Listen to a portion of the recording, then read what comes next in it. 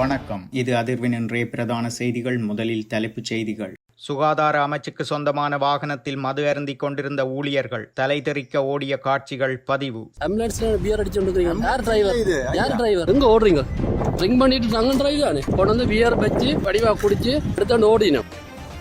சிரந்தி ராஜபக்சவின் முன்னிலையில் நையாண்டி காட்டிச் சென்றாரா தாஜுதீன்? புலனாய்வாளர்கள் கூறியதென்ன? வெளியாகும் அதிர்ச்சி தகவல்கள். அண்மையில் இலங்கையில் உருவாக்கப்பட்ட புற்றுநோய்க்கான மருந்து ஆபத்தை விளைவிக்கும் என பகிரங்கமாக்கும் கல்லூரி. காரணம் என்ன? 2000 வீடுகள் அல்ல, 2000 காகித தாள்கள். சம்பள அதிகரிப்பும் இல்லை. ஜீவன் தொண்டமான் மீண்டும் ஆவேசம். பெருந்தோட்ட தொழிலாளர்களுக்கான சம்பள உயர்வு நிச்சயம், ஜனாதிபதி உறுதி. இலங்கை பொறுப்புக்கூறல் திட்டத்தை நடைமுறைப்படுத்துவதற்காக நிதி கோரியுள்ள மனித உரிமைகள் பேரவை. இதுவரை உள்ள திட்டங்கள் என்ன? பூநகரி சங்குப்பட்டி பாலத்திற்கருகில் பெண்ணொருவரின் சடலம் மீட்பு.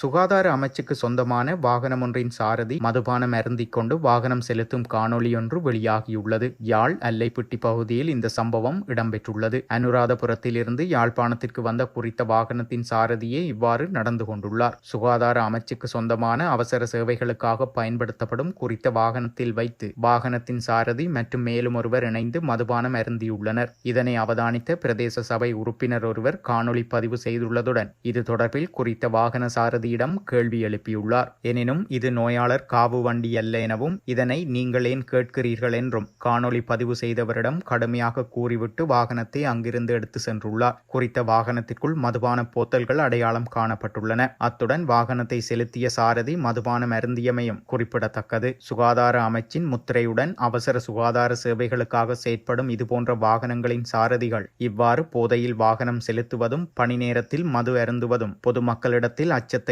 விசனத்தையும் ஏற்படுத்தக்கூடியதாகும். மேலும் பொதுமக்களுக்கு ஆபத்தை விளைவிக்கக்கூடிய இதுபோன்ற நடவடிக்கைகள் குறித்து உரிய தரப்பினர், சுகாதார அமைச்சர் மற்றும் அமைச்சின் அதிகாரிகள் கவனம் செலுத்த வேண்டியது அவசியம் என்பது குறிப்பிடத்தக்கது. இலங்கையின் ரக்பி வீரர் வசீம் தாஜுதீன் படுகொலையுடன் தொடர்புடைய மேலும் பல தகவல்கள் வெளியாகியுள்ளன. ஹெவலோக் விளையாட்டுக் கழகம் மற்றும் கடற்படைக்கிடையில் நடைபெற்ற ரக்பி போட்டியொன்றின் போது ஹெவலோக் கழகம் வெற்றி பெற்ற மகிழ்ச்சியில் வசீம் தாஜுதீன் சிரந்தி ராஜபக்ச அமர்ந்திருந்த பெவிலியன் பக்கம் சென்று தனது பின்புறத்தை காட்டி நையாண்டி செய்துள்ளார் என விசாரணை அதிகாரிகளால் தகவல்கள் அறியப்பட்டுள்ளதாக தெரிவிக்கப்படுகிறது. அப்போது நாட்டின் முதற் பெண்மணியான சிரந்தி ராஜபக்ச அவருடைய சக தோழிகளுடன் அங்கு அமர்ந்து போட்டியை ரசித்துள்ளார். இதன்போது பாதுகாப்பு அதிகாரிகளும் இருந்துள்ளனர். தாஜுதீனின் இந்த நையாண்டி விடயம் சிரந்தி ராஜபக்சவை அதிகமாக பாதித்திருக்க கூடும் எனவும் ஜனாதிபதியின் பாரியார் என்ற வகையில் அது அவருக்கு பெரும் அவமானமாக இருந்திருக்கலாம் எனவும் அதன் ஒரு தாக்கம் பழிவாங்கலுக்கு காரணமாக இருக்கலாம் என்று விசாரணை அதிகாரிகள் ஊகித்துள்ளதாக தெரிவிக்கப்படுகிறது. தாஜுதீன் கொலை செய்யப்பட்ட அன்றைய தினம் சிரந்தி ராஜபக்ச எடுத்ததாக கூறப்படும் 42 தொலைபேசி அழைப்புகளும் இதை ஒரு கோணத்தில் உறுதிப்படுத்துவதாக இருக்கிறது என தெரிவிக்கப்படுகிறது. நாமல் ராஜபக்ச மற்றும் ஜோசித ராஜபக்ச ஆகியோர் அடங்கிய ஒரு குழு ஹெவலோக் கழகத்தை கொள்வனவு செய்வது தொடர்பில் பேச்சுவார்த்தை நடத்தி கொண்டிருந்த சந்தர்ப்பத்தில் தாஜுதீன் மற்றும் ஹெவலோக் கழகத்தை சேர்ந்த சிலர் அதை கடுமையாக எதிர்த்திருந்தனர். ஹெவலோக் கழகத்தில் இவர்கள் சிறு குழுவினர் என்றாலும் அந்த கழகத்தில் பெரும் பலத்தை கொண்டிருந்தனர். இந்த கொள்வனவில் சிரந்தியின் பங்கு அதிகமாக இருந்தமை தொடர்பில் அறிந்து கொண்டிருந்த தாஜுதீன் சிரந்தி ராஜபக்சவிடம் கோபத்தில் இருந்துள்ளதாகவும் அந்த கோபத்தின் வெளிப்பாடே போட்டியில் வெற்றியீட்டியதன் பின்னர் அவர் செய்த நையாண்டி விடயம் எனவும் புலனாய்வாளர்கள் ஊகிப்பதாக தெரிய வந்துள்ளது. ஹெவலோக் கழகத்தை விற்பது தொடர்பில் கழகத்தின் சிறு குழுவினரான தாஜுதீன் மற்றும் அவருடன் விளையாடிய சக வீரர்கள் கடுமையாக எதிர்த்துள்ளனர். அவர்கள்தான் அவ்வேளையில் இந்த கழகத்தின் சிறந்த ரகர் வீரர்களாக காணப்பட்டுள்ளனர் மற்றும் அவர்கள் கழகத்தில் பெரும் ஆதிக்கத்தை செலுத்தியுள்ளனர் என விசாரணை அதிகாரிகளால் பல காரணங்கள் கண்டறியப்பட்டிருந்தாலும் சாட்சியங்களே அதன் உண்மைத்தன்மையை தீர்மானிக்கும் எனவும் அவர்கள் கூறியுள்ளனர். பூநகரி சங்குப்பட்டி பாலத்திற்கருகில் பெண்ணொருவரின் சடலம் மீட்கப்பட்டுள்ளது. குறித்த சடலமானது நேற்றைய தினம் மீட்கப்பட்டுள்ளதாக தெரிவிக்கப்படுகிறது. இதுவரையில் பெண்ணின் சடலம் அடையாளம் காணப்படவில்லை எனவும் அத்துடன் பெண்ணின் சடலத்தை கிளிநொச்சி மாவட்ட நீதிமன்ற பதில் நீதவான் எஸ். சிவபால சுப்பிரமணியம் பார்வையிட்டு மேலதிக பிரேத பரிசோதனைக்காக கிளிநொச்சி மாவட்ட பொது வைத்தியசாலைக்கு அனுப்பி வைக்கப்பட்டுள்ளதாகவும் தெரிவிக்கப்படுகிறது. மேலும் குறித்த சம்பவம் தொடர்பாக பூநகரி போலீசார் விசாரணைகளை மேற்கொண்டு வருகின்றனர்.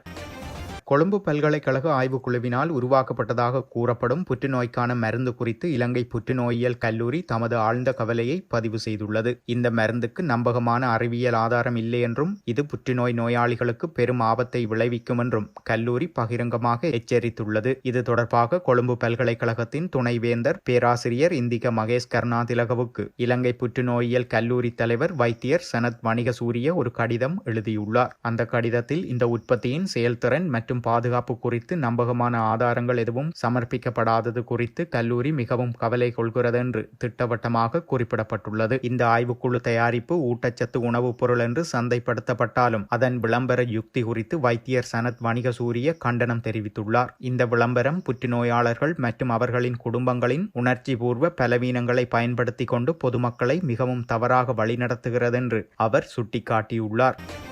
அரசாங்கத்தினால் நேற்று வழங்கப்பட்ட வீட்டு ஆவண பத்திரங்கள் வெறும் காகித தாள்களை வழங்கும் ஒரு விளம்பர நிகழ்ச்சி மாத்திரமே என நாடாளுமன்ற உறுப்பினர் ஜீவன் தொண்டமான் தெரிவித்துள்ளார். அவர் மேலும் குறிப்பிட்டுள்ளதாவது, வழங்கப்படும் இந்த ஆவணமானது வழக்கமான பயனாளர்களுக்கு அஞ்சல் மூலமாக அனுப்பப்படும். மேலும் வீடுகள் ஒப்படைக்கப்படும் போது ஒரு நிகழ்வு நடத்தப்படும். தற்போது நடந்த நிகழ்வானது 2000 வீடுகளை கையளிப்பதல்ல, ஆனால் 2000 காகித தாள்களை கையளிப்பதை உள்ளடக்கிய ஒரு விளம்பர நிகழ்வு மாத்திரமே என சுட்டிக்காட்டியுள்ளார். மேலும் இந்த காகித ஆவணம் வழங்கும் நிகழ்வுக்கு எந்த தேவைப்பாடுகளும் இல்லை எனவும் கடந்த ஒரு வருடமாக மலையகத்தில் அல்லது மலையக சமூகத்திற்காக எந்த ஒரு வேலையும் செய்யப்படவில்லை என்றும் இது ஒரு பொதுமக்களை திசை திருப்புவதற்கான ஒரு தந்திரோபாயம் மட்டுமே என ஜீவன் தொண்டமான் மேலும் கூறியுள்ளார். குறிப்பாக வேதன அதிகரிப்பு இல்லை, வீடுகள் கட்டப்படவில்லை, அபிவிருத்திகள் ஏதும் இடம்பெறவில்லை என நாடாளுமன்ற உறுப்பினர் ஜீவன் தொண்டமான் குறிப்பிட்டுள்ளார்.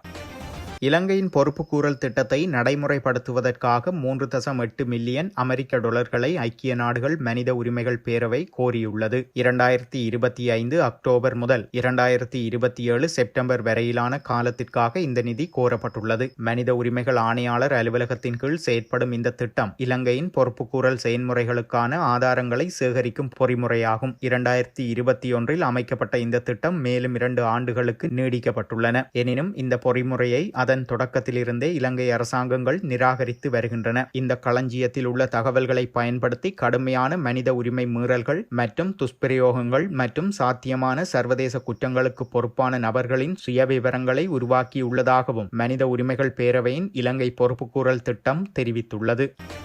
இந்த வருட இறுதிக்குள் பெருந்தோட்ட தொழிலாளர்களுக்கான 1750 ரூபாய் அடிப்படை சம்பளத்தை பெற்றுத் தருவதாக ஜனாதிபதி அனுரகுமார திசாநாயக்க உறுதியளித்துள்ளார். மலையக சமூகத்தினருக்கு நேற்றைய தினம் வீட்டு உரிமை பத்திரங்களை வழங்கும் நிகழ்வில் கலந்து கொண்டு கருத்து தெரிவித்த போதே அவர் இதனை குறிப்பிட்டுள்ளார். இதன்போது அவர் மேலும் குறிப்பிடுகையில், லஞ்சம் மற்றும் ஊழல் ஆகியவற்றை நாட்டின் மேல் மட்டத்திலிருந்து இல்லாது செய்வதற்கு நடவடிக்கை எடுக்கப்படும். மேலும் போதைப்பொருள் மற்றும் பாதாள உலக குழுக்களை ஒழிக்கும் நடவடிக்கையில் இருந்து ஒருபோதும் பின்வாங்கப் போவதில்லை எனவும், இந்த மலையக சமூகம் ஒரு சிறந்த பணியை செய்து வருகிறது. அவர்கள் 202 ஆண்டுகளாக வாழ்ந்து இறந்து கொண்டிருக்கிறார்கள். வீட்டு வசதி வழங்குவது அரசினுடைய பொறுப்பாகும். இரண்டாவது பிரச்சினை அவர்களுக்கு ஒரு நல்ல சம்பளத்தை வழங்குவதாகும். அவர்கள் நீண்ட காலமாக 1750 சம்பளத்தை கோரி வருகின்றனர். இந்த ஆண்டுக்குள் அந்த உரிமையை வழங்க நாங்கள் பாடுபடுவோம் என்று ஜனாதிபதி உறுதியளித்துள்ளார். இத்துடன் செய்திகள் நிறைவடைகின்றன. மறக்காமல் அதிர்வு சேனலை லைக் மற்றும் சப்ஸ்கிரைப் செய்து கொள்ளுங்கள்.